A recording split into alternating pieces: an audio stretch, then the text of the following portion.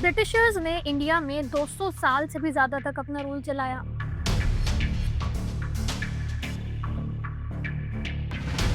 और दूसरी तरफ यूरोप में एक ऐसा आदमी था जिसका सपना था जर्मनी को दुनिया का सबसे पावरफुल देश बनाना, Adolf Hitler.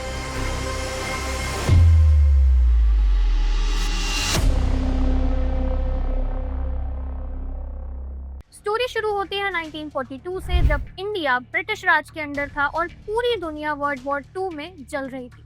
Hitler lightning speed से यूनाइटेड किंगडम की तरफ बढ़ रहा था और सिर्फ 10 महीनों में जर्मनी ने Poland, Denmark, Norway, Netherlands, Belgium और फ्रांस जैसे कंट्रीज को कैप्चर कर लिया था।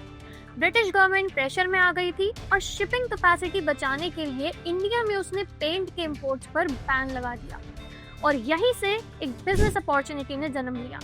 उस वक्त इंडिया के बिगेस्ट पेंट ब्रांड था शालीमार पेंट्स। उनके पास बड़े कॉन्ट्रैक्ट्स थे, स्पेशली ब्रिटिश प्रोजेक्ट्स के, और मुंबई में चंपकलाल चौकसी और उनके 3 दोस्तों ने देखा कि मार्केट में पेंट की शॉर्टेज है। उन्होंने अपने गैरेज में पेंट बनाना शुरू किया और डिस्ट्रीब्यूटर्स के पास गए, लेकिन मुंबई के डिस्ट्रीब्यूटर्स ने उनका पेंट रखने से मना किया। क्यों? क्योंकि ब्रिटिश राज के टाइम कंपटीशन का मतलब था सर्वाइवल और कोई भी नया रिस्क नहीं लेना चाहता था। चंपकलाल और उनके पार्टनर्स ने एक बहुत इंपॉर्टेंट चीज नोटिस करी। उन्होंने देखा कि जो बड़ी कंपनीज हैं वो शहरों और गवर्नमेंट कॉन्ट्रैक्ट्स में बिजी थी, वहीं पर विलेजेस पूरी तरीके से इग्नोर थी, क्योंकि गांव में पोंगल पर बैलों के सींग पेंट होते थे।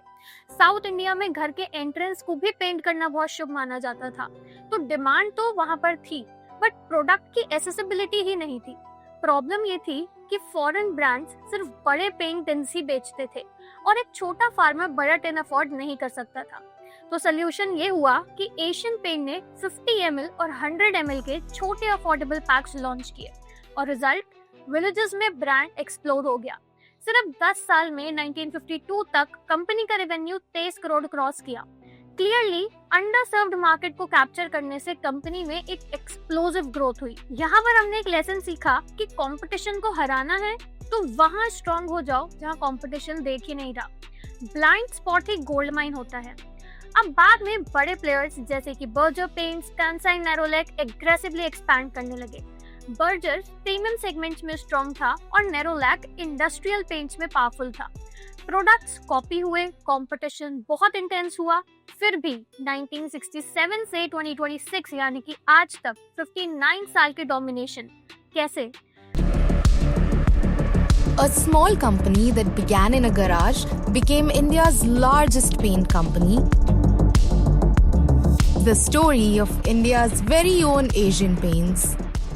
अब इसका रीजन है 3 स्ट्रैटेजिक पिलर्स, जिसको हम वन बाय वन समझेंगे। बात करते हैं सबसे पहले और इम्पोर्टेंट पिलर की, वर्किंग कैपिटल मास्टरी।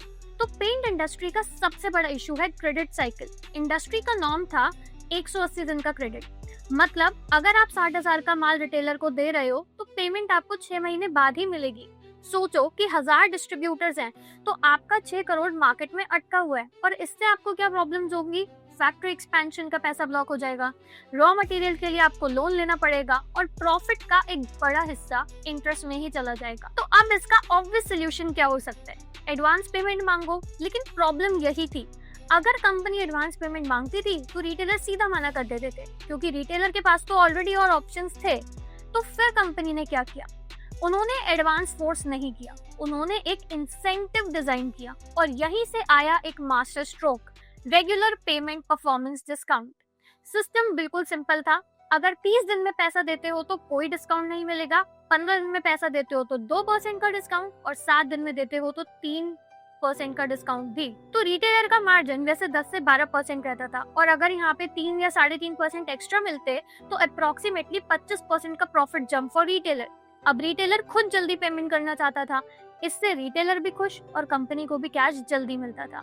1967 के 6 करोड़ आज के 300 करोड़ के बराबर हैं। तो ये पैसा फैक्ट्री, मार्केटिंग और सिस्टम्स में इन्वेस्ट हुआ। जब कॉम्पिटिटर्स पेमेंट का फॉलो अप कर रहे थे, एशियन पेंट्स स्केल कर रहा था। तो यहाँ से हम दूसरा लेसन सीखते हैं कि एफिशिएंसी साइलेंट सुपर पावर है। अगर आज आपके किसी काम में 200 रुपए लगते हैं तो कल उसको 100 में करो। 6 दिन लगते हैं किसी काम को पूरा करने में तो उसे 2 दिन में करो, क्योंकि एफिशिएंसी कंपाउंड होती है और कंपाउंडिंग से डोमिनेंस बढ़ती है। अब बात करते हैं सेकंड पिलर की, जहां पर कंपनी ने सुपर कंप्यूटर और डिमांड फोरकास्टिंग से एक बहुत बड़ी एडवांटेज ली।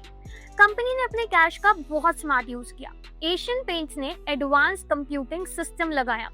उस वक्त जब इंडियन स्पेस रिसर्च ऑर्गेनाइजेशन यानी कि इसरो के पास भी ऐसा सिस्टम नहीं था, तब कंपनी ने ये किया। क्यों? क्योंकि कंपनी के पास 10 साल का सेल्स डेटा तो था और उसको काफी महीने लगते थे प्रिडिक्ट करने में कि अब डिमांड कहाँ पर आ सकती है और कौन सी डिमांड किस टाइम पे कौन सी जगह पर ज्यादा होती है, और ये सुपर कंप्यूटर से करना बहुत आसान था। फॉर एग्जाम्पल, ओणम पर केरला में कौन सा शेड बिकता है, दिवाली पर पंजाब में किस पेंट की डिमांड होती है और कर्नाटका फेस्टिवल्स में कौन से कलर यूज होते हैं। सिंपल, पेंटर शॉप पर जाता था, 98.5% प्रोबेबिलिटी होती थी कि पेंटर को सेम शेड अवेलेबल होता था। तो सप्लाई चेन बहुत ज्यादा प्रिसाइज हो गई थी। साथ ही में कंपनी ने डायरेक्ट रिटेलर्स को सप्लाई करना स्टार्ट किया। उससे डिस्ट्रीब्यूशन मार्जिन सेव हुआ और प्रोडक्ट बहुत अफोर्डेबल बना। साथ में रिटेलर का प्रॉफिट भी इम्प्रूव हुआ। 2026 का डीलर नेटवर्क अगर हम देखें तो बर्जर के पास 64,000 डीलर्स, नेरोलैक के पास 30,000, एक्सो नोबेल के पास 20,000 और एशियन पेंट्स के पास 1.7 लाख से भी ज्यादा।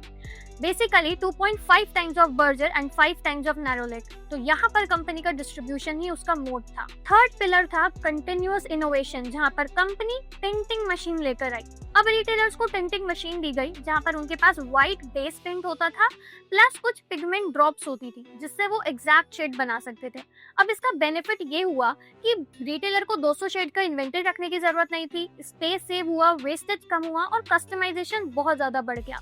बर्जर और नेरोलैक जहां मिलकर 46,000 मशीन्स ही लगा पाए, वहीं एशियन पेंट ने अकेले 50,000 मशीन्स लगाई। रिटेलर डिपेंडेंट हो गया था इस सिस्टम पर। फाइनेंशियली भी अगर हम देखें तो फाइनेंशियल ईयर 25 में बर्जर का रेवेन्यू 11,545 करोड़ था, नेरोलैक का 7,822 करोड़ एंड एशियन पेंट्स का 33,906 करोड़, कंबाइंड से भी ज्यादा। क्लियरली एशियन पेंट की इस स्टोरी से हम कुछ बहुत इंपॉर्टेंट लेसन सीख सकते हैं, जैसे कि अंडरसर्व मार्केट को आइडेंटिफाई करना बहुत बड़ा गेम चेंजर हो सकता है किसी भी कंपनी के लिए। वर्किंग कैपिटल की एफिशिएंसी को बिल्ड करना भी बहुत इंपॉर्टेंट है।